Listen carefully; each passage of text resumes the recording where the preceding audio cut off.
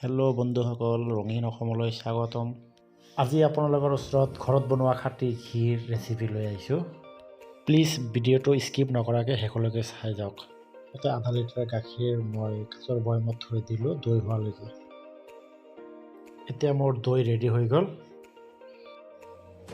এতিয়া মই দৈত পৰা ক্ৰীমখিনি বেলেগ এটা প্লেটত ট্ৰান্সফাৰ কৰিম।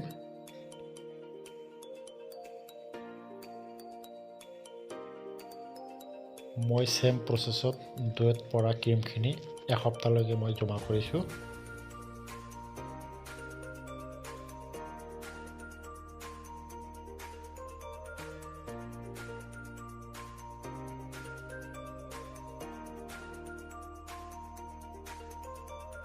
এতিয়া দৈৰ ক্ৰীমখিনি মিক্সাৰ গ্ৰাইণ্ডাৰত দি অলপ পানী মিক্স কৰি কিনে গ্ৰাইণ্ড কৰিম।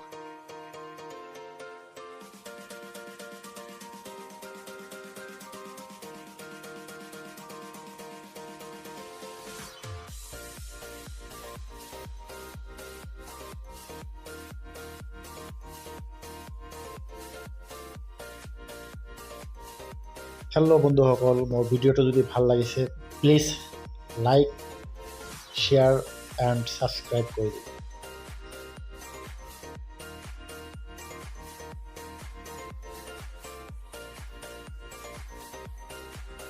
আকৌ এবাৰ ঠাণ্ডা পানী মই মিক্স কৰি দিলোঁ।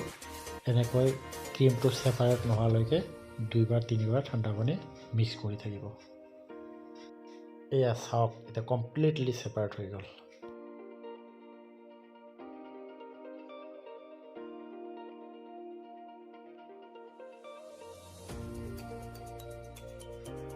ৰৈ যোৱা মিল্ক ৱাটাৰখিনি নিমখ আৰু চাট মছলা মিক্স কৰি কিনে লাচ্ছি বনাই কিনে খাব পাৰে।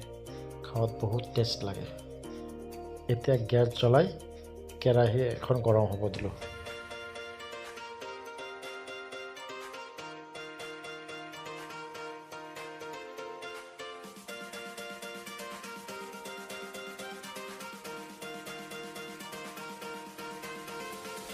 এতিয়া গৰম কেৰাহীত মাখনখিনি ঢালি দিলোঁ।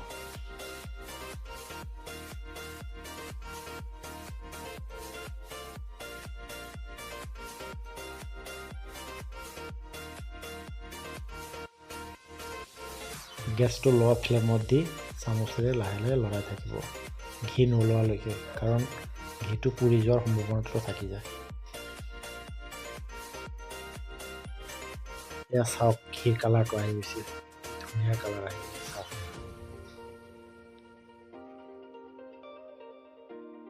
ভিডিঅ'টো শেষলৈকে চোৱাৰ কাৰণে ধন্যবাদ।